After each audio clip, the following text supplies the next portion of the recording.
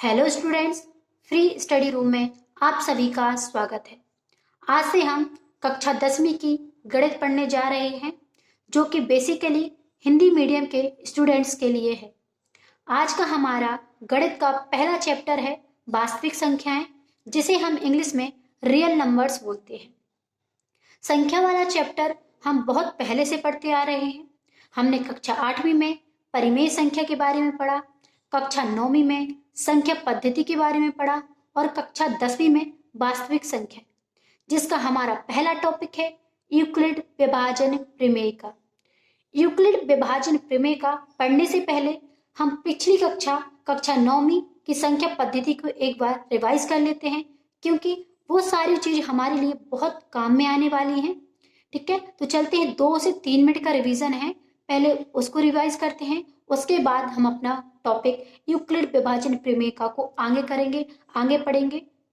संख्या पद्धति, इसमें पहली संख्या है प्राकृत संख्या, जिसे हम इंग्लिश में नेचुरल नंबर्स बोलते हैं, जिसे हम n से दर्शाते हैं। प्राकृत संख्याएं वे संख्याएं होती हैं जो 1 से शुरू होती हैं और अनंत तक जाती हैं। जैसे उदाहरण देखिए, 1, 2, 3, 4, 5 डैश डैश डैश डैश अनंत। कहाँ से शुरू हो रही प्राकृत संख्या? 1 से शुरू होती है और अनंत तक जाती है। और ध्यान रखना, जो संख्या है, प्राकृत संख्या है, वो धनात्मक होती है, ऋणात्मक नहीं होती है। अब आते हैं हमारी दूसरी संख्या, वो है पूर्ण संख्या। पूर्ण संख्या को इंग्लिश में होल नंबर्स कहते हैं, जिसे हम W से दर्शाते हैं। इसके नाम से ही हम समझ सकते हैं पूर्ण संख्या मतलब हम पहले कुछ छोड़ चुके थे जो इस संख्या में शामिल किया गया है। आप देखिए, आपने प्राकृत संख्या में 0 को शामिल नहीं किया था, 0 को शामिल नहीं किया है। कहाँ से शुरू हो रही थी? वो 1 से शुरू हो रही थी। लेकिन जो आपकी पूर्ण संख्या होगी वो आपकी 0 से शुरू होगी। कैसे? पूर्ण संख्याएं वे संख्याएं होती हैं जो 0 से शुरू होती हैं और अनंत तक जाती हैं। उदाहरण देख लीजिए, उदाहरण के लिए 0, 1, 2, 3, 4, 5 डैश डैश डैश डैश अनंत। ठीक है, यहाँ पर ध्यान देना, पूर्ण संख्या भी आपकी धनात्मक होती है, ऋणात्मक नहीं होती है। अब आते हैं हम पूर्णांक संख्या। पूर्णांक संख्या को इंग्लिश में इंटीजर कहा जाता है, जिसे हम Z से दर्शाते हैं। पूर्णांक संख्याएं वे संख्याएं होती हैं जिसमें ऋणात्मक और धनात्मक दोनों प्रकार की संख्या को शामिल किया जाता है। अभी हमने ऊपर देखा, सिर्फ धनात्मक संख्याएं देखी, प्राकृतिक और पूर्ण दोनों संख्याएं धनात्मक थी, लेकिन पूर्णांक में ऋणात्मक संख्याओं को भी जोड़ दिया गया है। जैसे उदाहरण देखिए, सबसे पहले हम क्या करते हैं, इसमें पूर्णांक संख्या को लिख देते हैं। 0 से 0, 1, 2, 3, 4, 5 dash dash dash dash.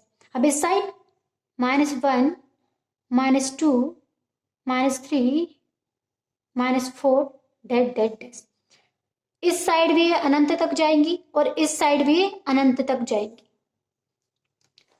Number 4, परिमेय संख्याएं, जिसे हम इंग्लिश में रेशनल नंबर कहते हैं, इसे हम Q से दर्शाते हैं।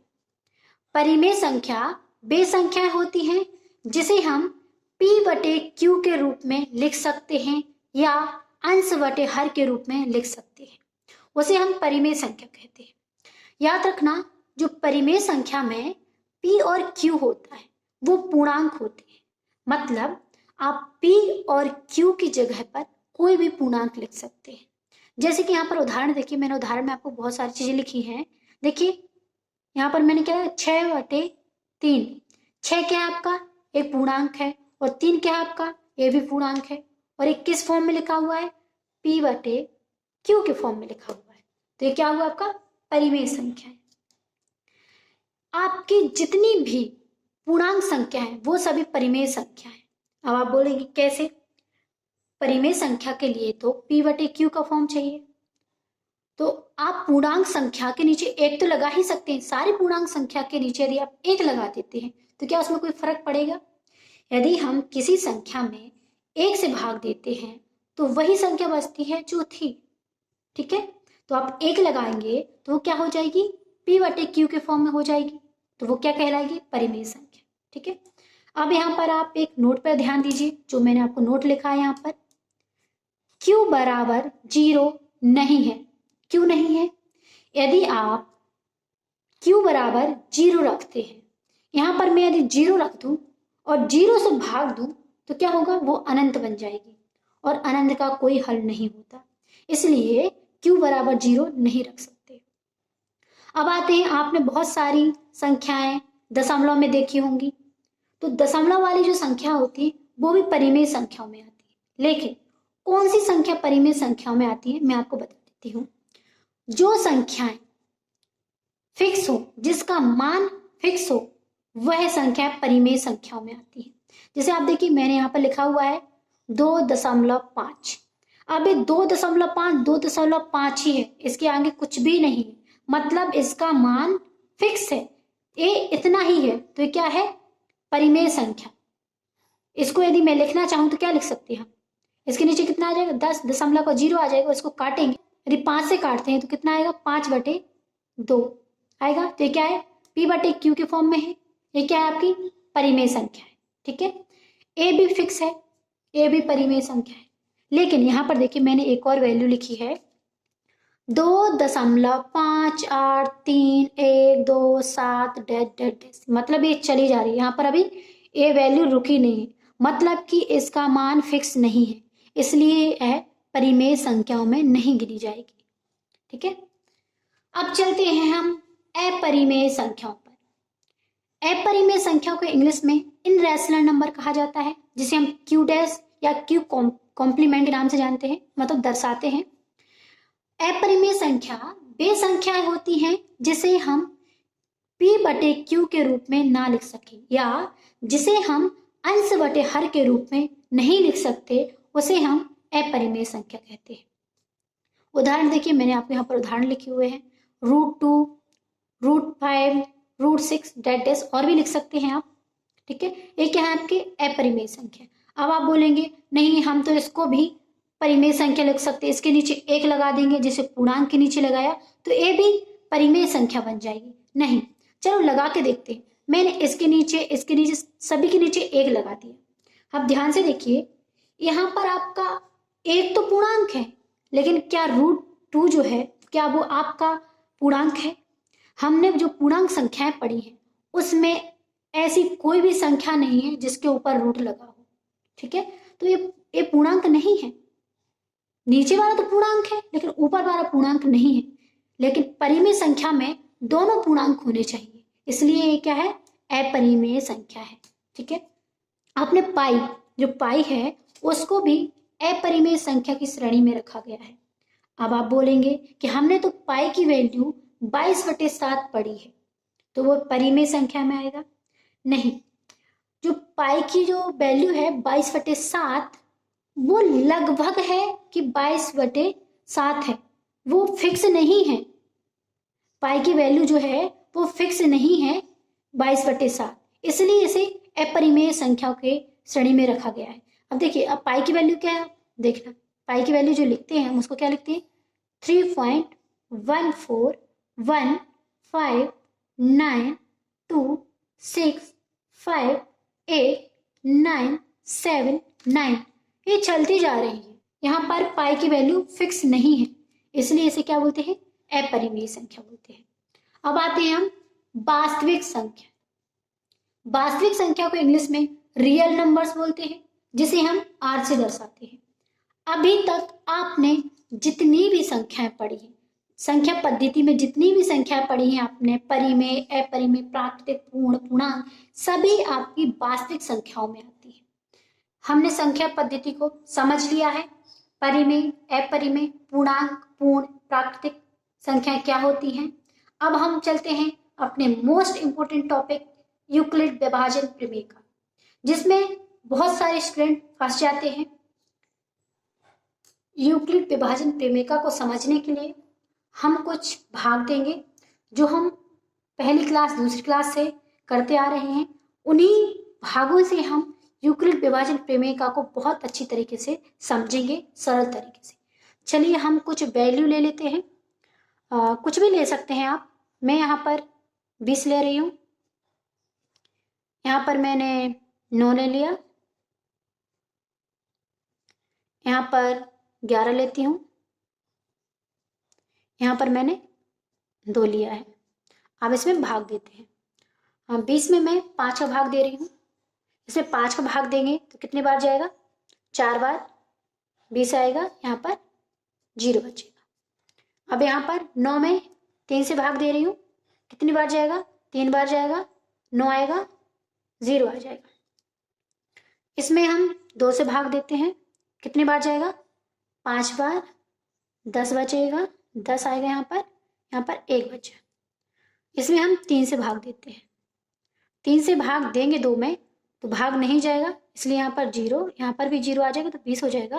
ये पॉइंट कितनी बार जाएगा? 6 बार, 18, यहाँ पर 2 बचेगा। ठीक है, अब ये आपको भाग समझ में आया होगा। अब क्या है, हम क्या उसको ऐसा लिख सकते हैं, कैसा? 20 बराबर 5 गुणित 4 धन 0। क्या ऐसा लिख सकते हैं? हाँ, बिल्कुल लिख सकते हैं। देखिए, यदि आप इन दोनों का मल्टीप्लाई करते हैं तो वही वैल्यू आएगी जो इसके बराबर में है। ठीक है, तो अब हम इसको ऐसा लिख सकते हैं। अब दूसरा लिख लेते हैं, क्या है आपका?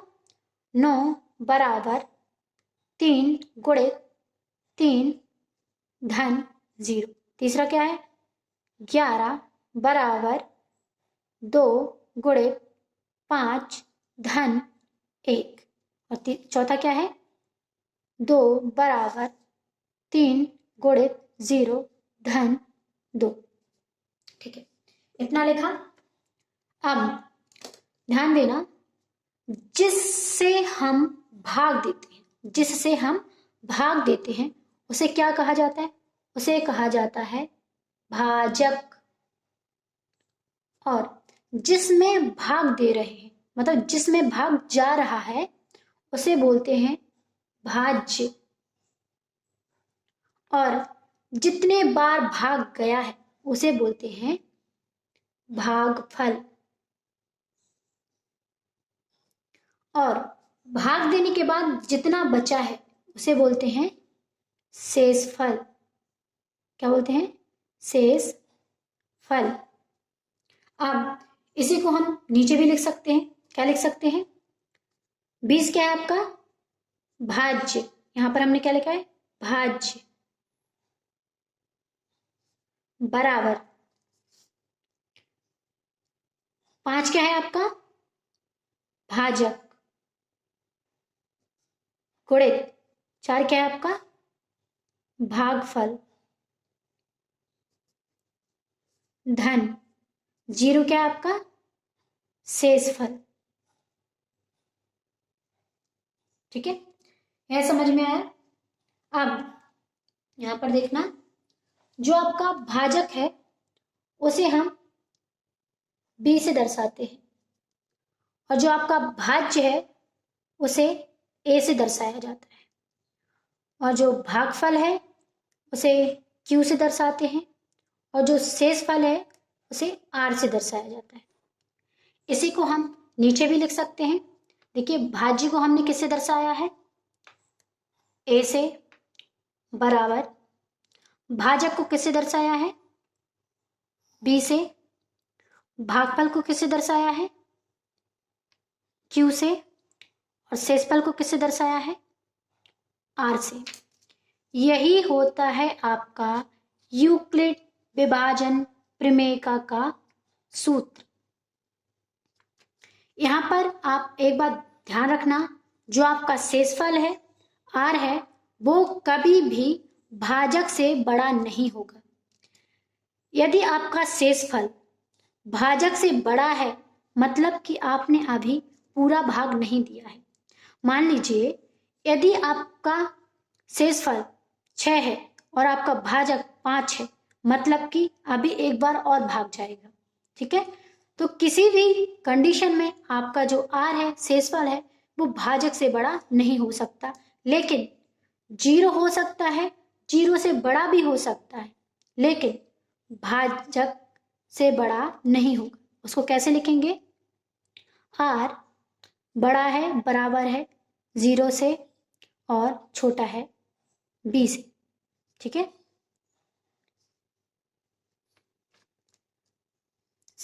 यहाँ पर हमने यूक्लिड विभाजन प्रमेय को समझ लिया है, उसके सूत्र को समझ लिया है।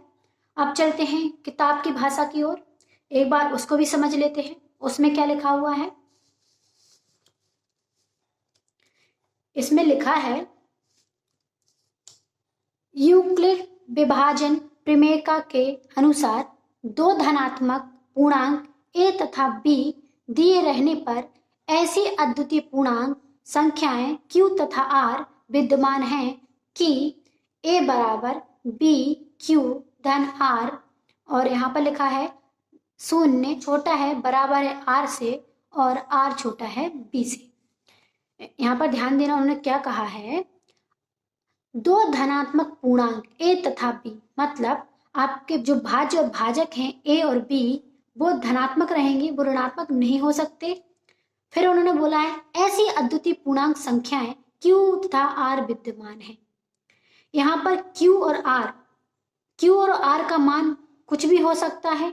जैसे कि हमने देखा r का मान एक बार 0 भी हुआ, 1 भी आया, 2 भी आया, और हमने q का मान भी देखा है, 1 भी आया, 2 भी आया और पॉइंट में भी आया, दशमलव में भी आया। आज का हमारा टॉपिक यूक्लिड विभाजन प्रमेय का खत्म होता है। इस वीडियो में हमने यूक्लिड विभाजन प्रमेय का सूत्र समझा, यूक्लिड विभाजन प्रमेय का समझी और वास्तविक संख्याएं और संख्या पद्धति को समझा। यदि आपको मेरा वीडियो अच्छा लगा हो तो इसे लाइक करें, शेयर करें और सब्सक्राइब करें और बेल आइकन को जरूर दबा दें ताकि आपको मेरे वीडियो समय पर मिलते रहे। धन्यवाद।